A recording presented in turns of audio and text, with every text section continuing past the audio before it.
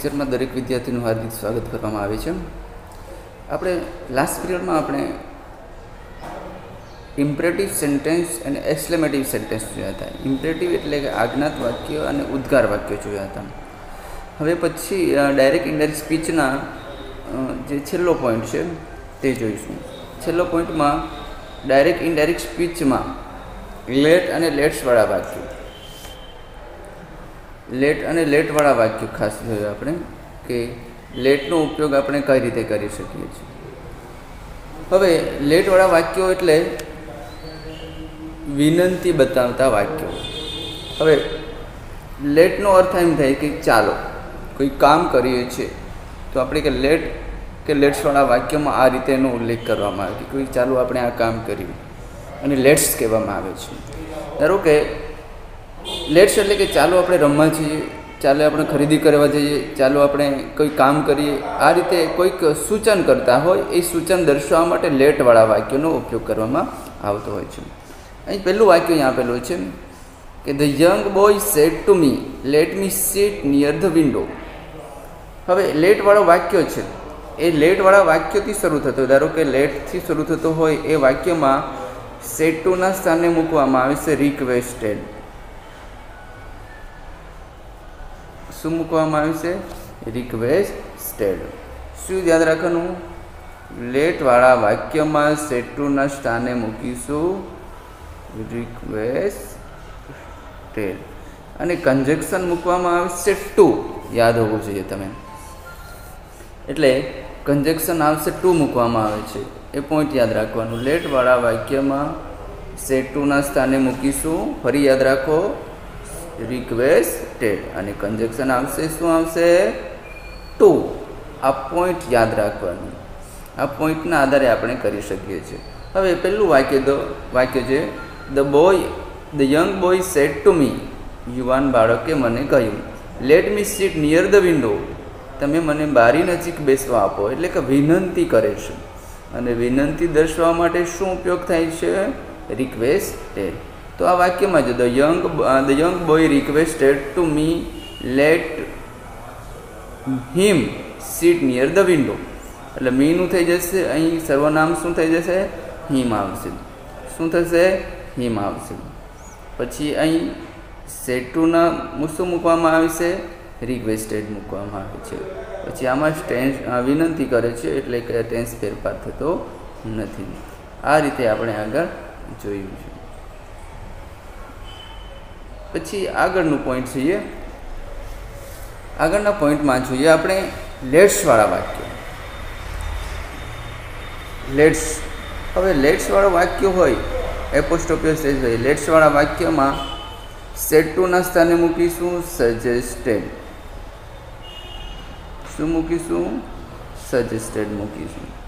પછી કન્જેક્શન આવશે that, that શું મૂકાય છે? કન્જેક્શન। અને ડાયરેક્ટ સ્પીચમાંથી ઇનડાયરેક્ટ સ્પીચમાં લેટ શબ્દો નીકળી જાય છે અને તેના સ્થાન પર મૂકીશું આપણે ધે શુડ। ડાયરેક્ટ સ્પીચમાંથી ઇનડાયરેક્ટ સ્પીચમાં લેટ શબ્દો નીકળી જાય છે અને એના સ્થાને શું મૂકવાય છે? They should. ફરી યાદ રાખો, લેટ્સવાળા વાક્યમાં સેડ ટુના સ્થાને શું મૂકીશું? સજેસ્ટેડ, સૂચન મૂકવાનું, કન્જેક્શન આવશે ધેટ અને લેટ શબ્દો ઇનડાયરેક્ટ સ્પીચમાં નીકળી જાય છે અને તેના સ્થાને મૂકવામાં આવશે ધે શુડ। આ પોઈન્ટ યાદ રાખવાનો। હવે જોઈએ મેં વાક્યમાં આપણે વાક્ય નંબર 2, મેઘના સેડ ટુ હર મધર, મેઘનાએ તેના મમ્મીને કહ્યું, let's go out for shopping, ચાલો આપણે શોપિંગ કરવા જઈએ। તો વાક્યમાં જોઈએ તો મેઘના સજેસ્ટેડ, શું છે? સેડ ટુના સ્થાને શું મૂકીશું? સજેસ્ટેડ। હર મધર, તેને મમ્મી, કન્જેક્શન છે ધેટ, પછી લેટ શબ્દો નીકળી જાય છે, આ શબ્દો ડાયરેક્ટ સ્પીચમાંથી ઇનડાયરેક્ટ સ્પીચમાં નીકળી જાય છે, they should go out from the shopping. આ રીતે આપણે આ વાક્યમાં આપણે ફેરફાર કરી શકીએ છીએ। એટલે આપણે આ છેલ્લો ટોપિક હતો ડાયરેક્ટ ઇનડાયરેક્ટ સ્પીચના। હવે પછી આપણે જોવાના છે વાક્યો, પેરેગ્રાફ। આપણે મુખ્ય તો પેરેગ્રાફ જોવાના હોય, એ ખાસ મહત્ત્વનું છે। પેરેગ્રાફવાળા વાક્યો કઈ રીતે આવશે તે અહીં આ પોઈન્ટમાં આપણે જોઈશું। હવે વાક્ય પહેલું જોઈશું આપણે.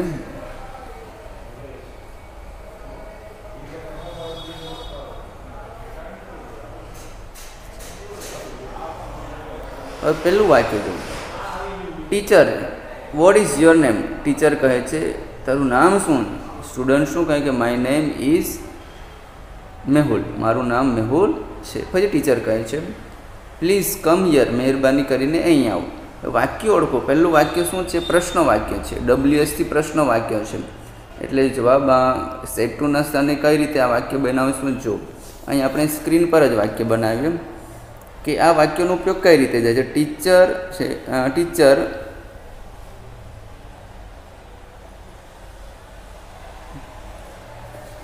Teacher asked student vote is your name. તો વોટ શબ્દો કન્જેક્શન મૂકવાનું, તો કન્જેક્શન તરીકે વોટનો ઉપયોગ કરીશું, કન્જેક્શન આવશે. હવે એનું વિધાનમાં ફેરફાર કરવાનું. What is your name, what is your name. તો what his name was, his name was, what his name was. ત્યારે ફરી પ્રશ્ન પછી તરત જ બીજું કોઈ વિધાન વાક્ય હોય તો રિપ્લાઇડમાં જવાબ આપો. પહેલી લીટી થઈ ગઈ, teacher asked student what his name was, પહેલું વાક્ય થઈ ગયું. હવે બીજી લાઈન જોઈએ આપણે. બીજી લાઈનમાં શું છે? સ્ટુડન્ટ છે, માય નેમ ઇઝ મેહુલ. એટલે કે પ્રશ્ન પછી તરત જ વિધાન આવે શું? રિપ્લાઇડમાં આવે. તો જવાબ આવશે સ્ટુડન્ટ રિપ્લાયડ ધેટ. વિદ્યાર્થીઓ એને રિપ્લાયમાં જવાબ આપ્યો માય નેમ ઇઝ મેહુલ. તો આવશે હિઝ નેમ વોઝ મેહુલ, તેનું નામ મેહુલ હતું. આ રીતે બીજી લીટીનો આપણે ઇનડાયરેક્ટ સ્પીચમાં ફેરફાર કરીશું. આગળનું વાક્ય ત્રીજું હોય ટીચર પ્લીઝ કમ હિયર. હવે પ્લીઝ વાળું વાક્ય છે એને શું કહેવામાં આવે છે? વિનંતી વાળું, એટલે કે આજ્ઞાત વાક્ય છે. એટલે આવશે ટીચર રિક્વેસ્ટેડ સ્ટુડન્ટ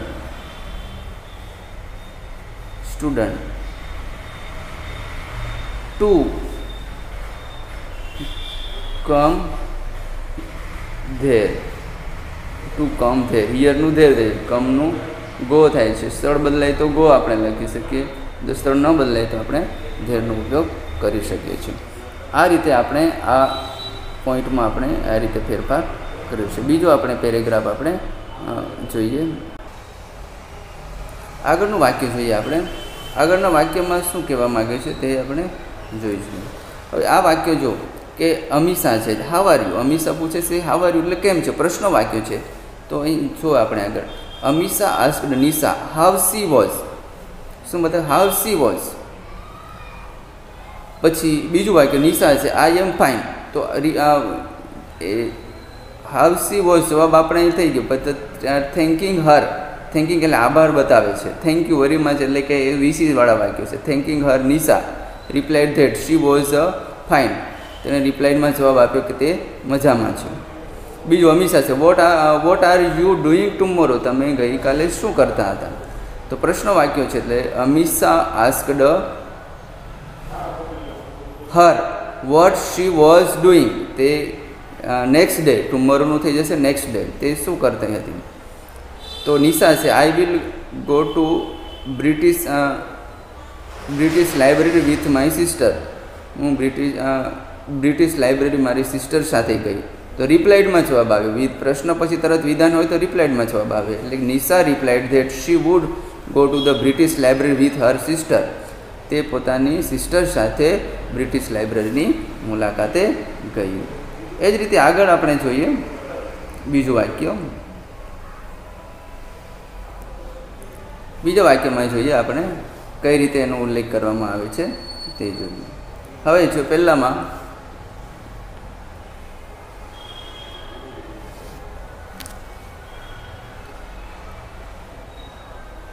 અંશ અવિનાશ છે, લેટ્સ પ્લે ગેમ. અવિનાશ શું કહે છે કે ચાલો આપણે રમત રમીએ, ચાલો આપણે રમત રમીએ. એ રીતે આશીષ છે લેટ્સ પ્લે ગેમ, તો ચાલો આપણે રમત. તો શું છે લેટ્સવાળો શબ્દો એટલે શું મુકાય છે સજેસ્ટેડ. આપણે અત્યારે જોયું લેટ્સવાળા શબ્દોમાં સજેસ્ટેડ. તો Ashish suggested Ashwin, Ashish suggested Ashwin that they should go play a game. તો પછી બીજું વાક્ય છે વોટ શેલ વી પ્લે, આપણે શું રમીશું. તો પ્રશ્ન વાક્ય છે, તો પ્રશ્ન વાક્ય શું છે આસ્કડથી શરૂ થશે. એટલે Ashwin asked him what they wood they play, what they wood play. તો આ રીતે એનો જવાબ આવશે વોટ ધે વુડ પ્લે. પછી આગળનો જવાબ આવશે આશીષ છે I want to play tennis, હું ટેનિસ રમીશ. તો આવશે Ashish replied that he wanted to play tennis, Ashish replied he wanted to play tennis. પછી આગળ જોઈએ અશ્વિન છે નો લેટ્સ પ્લે ચેસ, ના આપણે ચેસ રમીશું. તો ના પાડે છે એટલે શું છે રિફ્યુઝ, રિફ્યુઝ એન્ડ સજેસ્ટેડ, અને સૂચન આપે છે. Ashwin refuse and suggested that they should go they should play chess. આ રીતે આવે સજેસ્ટેડ છે લેટ્સ છે એટલે કે સજેસ્ટેડ આ રીતે મૂકવામાં આવશે. એ જ રીતે આપણે ઘણા બધા પેરેગ્રાફ છે તે પેરેગ્રાફના આધારે આપણે વાક્ય બનાવી શકીએ છીએ. એ અહીં તમને જે PDF હું તમને મોકલીશ એનો જવાબ તમે ખૂબ સારી રીતે તમારે